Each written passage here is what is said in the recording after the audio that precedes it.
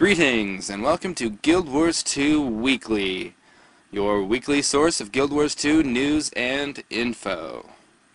In the headlines for the past week, this new, very exciting video about Lion's Arch. Fantastic visuals, and I absolutely love the evolution of this city over the past 250 years. It really looks amazing. I absolutely love what they're doing with this city. The full video, in full quality, can be viewed in the link in the description below. Along with the video about Lion's Arch, ArenaNet released two blogs about Lion's Arch.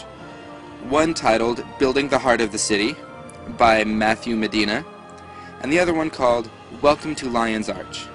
Both are very good reads, and I highly recommend you go check them out. Again, links in the description below. That's all we have for the news this week, so let's move on to our gameplay feature. Today we are going to talk about crafting. Crafting is the act of making equipment or consumables using gathered materials. There are 8 different disciplines, of which the player can pick 2. Each discipline focuses on a different aspect of crafting. Those disciplines are weaponsmiths, who craft melee weapons, huntsmen, who craft ranged weapons along with torches and warhorns, artificers, who create magical weapons, such as staves and scepters, armorsmiths craft heavy armor, leatherworkers craft medium armor, tailors craft light armor, jewel crafters craft jewelry, and cooks craft food which can be consumed for temporary buffs in combat. In addition, most crafters can create upgrades for their gear. For instance, a weaponsmith can craft a handle which can be attached to melee weapons, to give them many different forms of perks, much like in Guild Wars 1. As mentioned before, characters can pick up to 2 different disciplines, and can switch back and forth between them at will. Switching between disciplines does cost a fee that increases as you skill up that discipline. However, say you are an artificer and tailor, and you are pretty far advanced in both disciplines, but you want to make a couple rings for yourself. So you switch artificer over to jewel crafter, and you make a couple rings.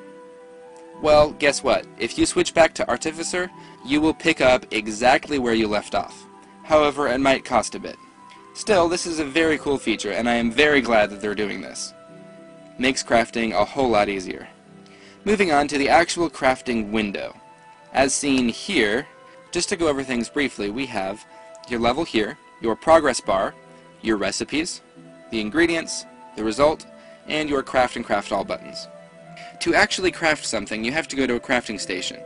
And crafting stations can be found in all major cities and a lot of major outposts around the world.